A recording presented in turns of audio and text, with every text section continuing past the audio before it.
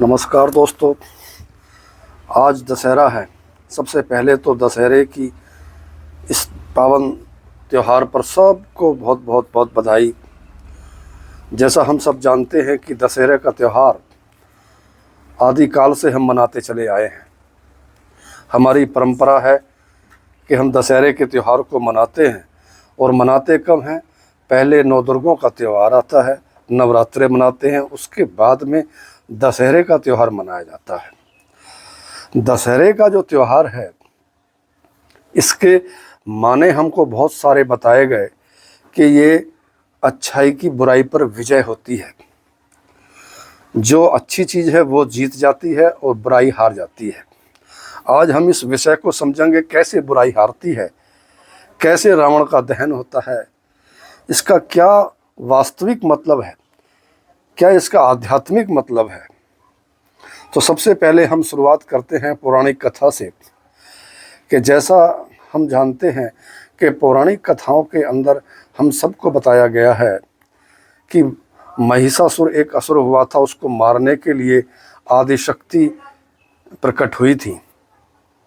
और वो सारी चीज़ आदिशक्ति जो हुई थी, उनके हाथ में उनके नए नए नाम आए, उनके हाथ में हथियार थे, कई सारे हाथ थे उनके हाथ में जैसे हथियार थे, सुदर्शन था।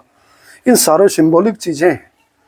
सुदर्शन का क्या मतलब है कि जब हम हमारे अंदर का जो महिषासुर है, इसको हम अगर ख़त्म करना चाहते हैं तो स्वदर्शन करें, अंतर का दर्शन करें, अपने आप को पहचानें।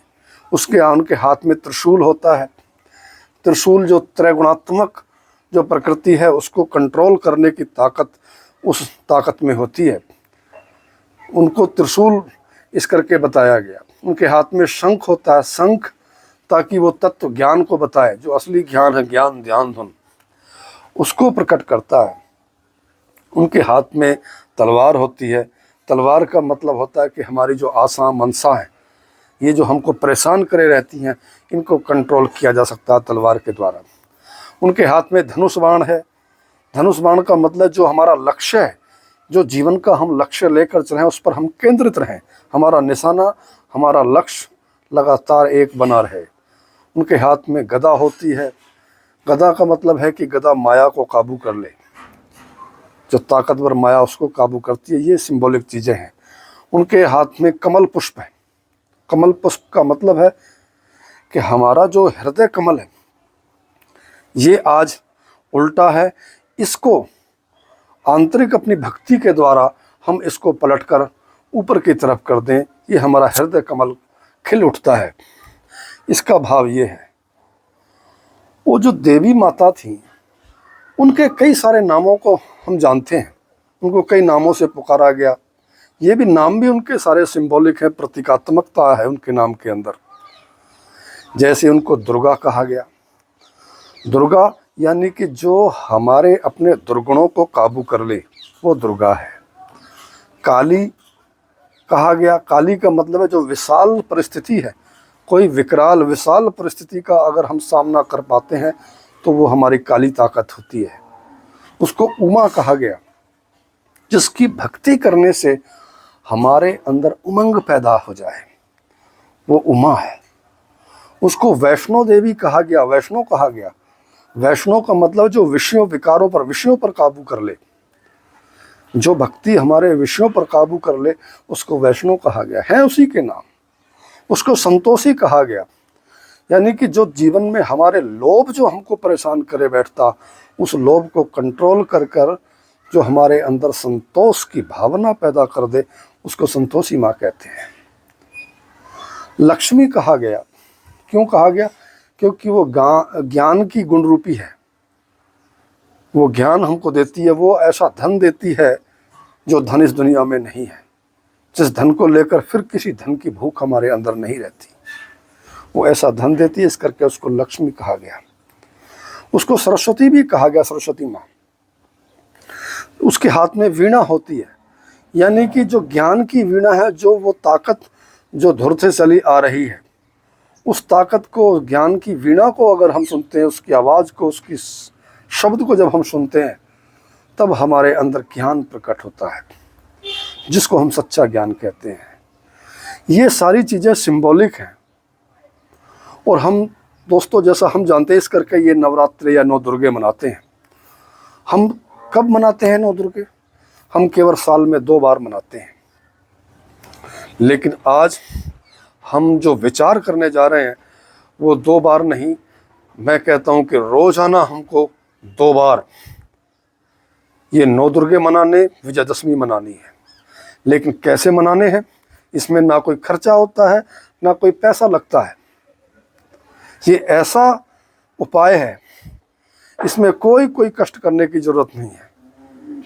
वो क्या है? ये नौ दुर्गे का मतलब होता है कि हमारे जो शरीर के 9 द्वारे हैं, 9 दुर्ग हैं, आँखें हैं, नासिका है, मुंह है, इन 9 दुर्गों को यानी कि 9 द्वारों को सफाई कर लें और अपनी सूरत को इन 9 द्वारों से निकाल कर यहाँ रोज 10वें द्वार पर यानी कि विजयदशमी रोज बनाएं। जब हम 9 द्वारों से अपनी सूरत को, अपनी चेतनता को इकट्ठी करके यहाँ 10वें द्वार पर, तीसरे तिल पर यानी कि यहाँ लाते हैं, तो यहाँ आकर हम विजय होते हैं। विकारों से, दुनिया की अशक्तियों से, इन सारों से हम विजय प्राप्त कर लेते हैं। इस करके इसको कहा गया कि ये विजयदशमी है तीसरे तिल पर। यही जो बुराई पर अच्छाई की विजय है, जो हमारे ऐन्द्रिक भोग हैं, ऐन्द्रिक भोगों में बुराई है, वो बुराई पर विजय पाना ये 10वीं गली में जाकर है, ये 10वें द्वार पर जाकर है। यहाँ विजयदशमी मनानी है। ये आध्यात्मिक विजयदशमी हम मनाएं आज से। यही जो हमारे व्रत रहने का, जो हम लोग व्रत रहते आए हैं, इसका भी यही फ़ायदा है कि हमारे जो व्रत रहने से हमारे सात्विकता, सतोगुणी अंश हमारे अंदर ऊपर हो जाता है।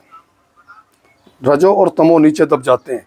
जब सतोगुणी अंश ऊपर होता है तो हमारी भक्ति करने में हमें बल मिलता है, हमारा ऐन्द्रिक अनुशासन बना रहता है, हमारी सारी चीज़ें कंट्रोल हो जाती हैं। कंट्रोल करने में हमको फ़ायदा मिलता है, आसान हो जाता है कंट्रोल करना। तो ये ऐन्द्रिक अनुशासन करते हुए भक्ति के जरिए अपनी चेतनता को, अपनी सूरत को इन 9 द्वारों से निकालकर रोज़ 9 दुर्गे मनावें।